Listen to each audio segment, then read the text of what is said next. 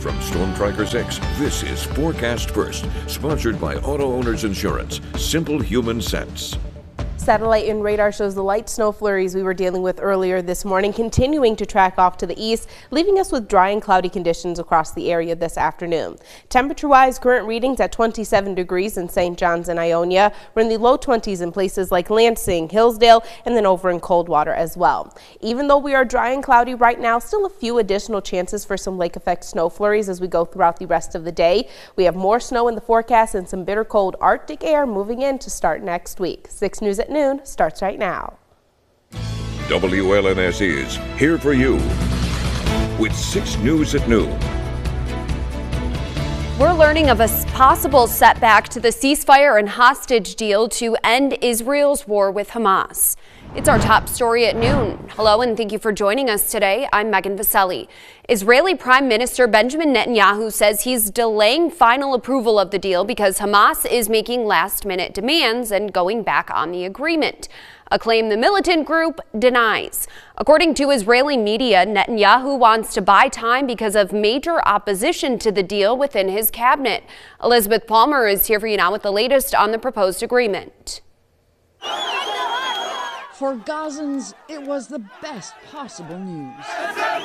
Knowing the bombing would stop on Sunday brought overwhelming relief and joy. This little boy said it all. We're going home. The deal stipulates 600 trucks a day of desperately needed aid will start to flow into Gaza, while on Sunday Hamas will begin releasing hostages, initially 3 of a total of 33 over 6 weeks. All of them women, children, the sick, and men over 50. In exchange, Israel will release more than 1,000 Palestinian prisoners from its jails. Among the hostages held captive in Gaza, there are 3 Americans: Eden Alexander, Sagi Dekel-Chen, and Keith Siegel. In Tel Aviv, a small crowd gathered on the spot where protesters week after week had demanded that Israel's government bring the hostages home. Yifat Calderon was among them. Her cousin, Ofer, was kidnapped on October 7, 2023, from his kibbutz. Do you feel a huge relief tonight? No, I'm going to feel a huge relief when it's going to be done, when we're going to get all the 98 hostages alive and the dead ones back home. You won't believe it till you see him. Yes. But the ceasefire is still 3 long days away. Overnight, Israel's military attacked Gaza again. While all over Israel, the hostages' families wait and worry about everything that could still go wrong. This is a fragile deal, and it has to last for 6 weeks with very complicated logistics. The very business of Hamas getting hostages to handover points safely is going to be difficult and dangerous. Elizabeth Palmer, CBS News, Tel Aviv. Worries about everyday expenses helped return President-elect Donald Trump to the White House. But with his second term quickly approaching, many Americans say they're skeptical about his ability to bring down prices. Only about 2 in 10 Americans say they're extremely or very confident that Mr. Trump will make progress on lowering the cost of groceries, housing, or health care this year. That's according to a survey from the Associated Press Nork Center for Public Affairs Research, which found about 2 in 10 Americans also are moderately confident. Faith in the president-elect's ability to create jobs is slightly higher, with about 3 in 10 Americans saying they're extremely or very confident he'll make progress this year. The number of Americans applying for unemployment benefits rose last week. Applications for jobless benefits jumped by 14,000 for the week ending January 11th. That's up from the previous week's 203,000, which was the lowest since February of last year. The 4-week average of claims, which softens some of the week-to-week volatility, dipped by 750 to just fewer than 213,000.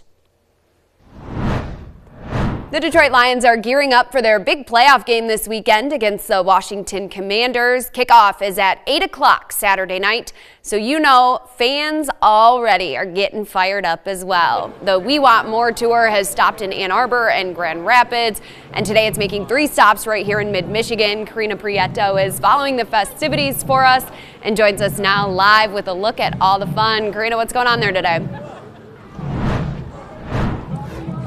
Right, Megan. Well, fun is definitely the word that I would use to describe what's happening here today. As you can see, there is a line all the way through the parking lot full of excited fans trying to get their chance with exciting photo opportunities and even some exclusive merchandise giveaways.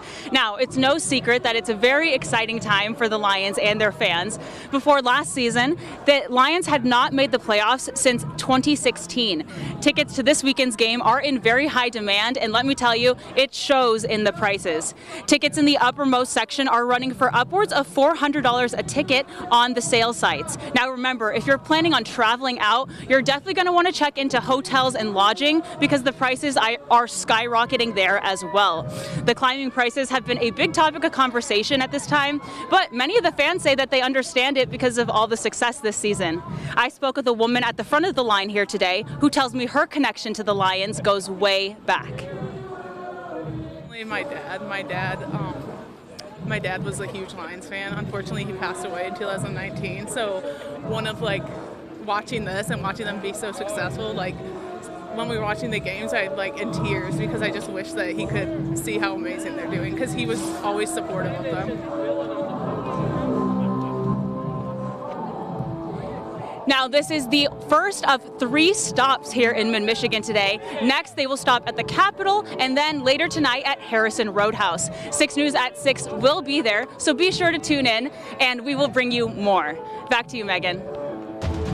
From Storm Tracker 6, this is Weather First, sponsored by Auto Owners Insurance. Simple human sense. We started our Thursday off with a couple of light snow flurries across mid-Michigan. Satellite and radar shows that activity exiting off to our east. And even though it shows dry and cloudy conditions across the area this afternoon, we still have the chance for just a couple of isolated flurries as we move throughout the rest of the day. Precision Cast shows the chance for those lake effect snow flurries really starting to ramp up right around 3 or 4 o'clock as our winds begin to just slightly increase out of the northwest. We will dry things out overnight tonight, hanging on to mostly cloudy conditions, and we're going to have this widespread cloud cover remaining in place as we start off our Friday.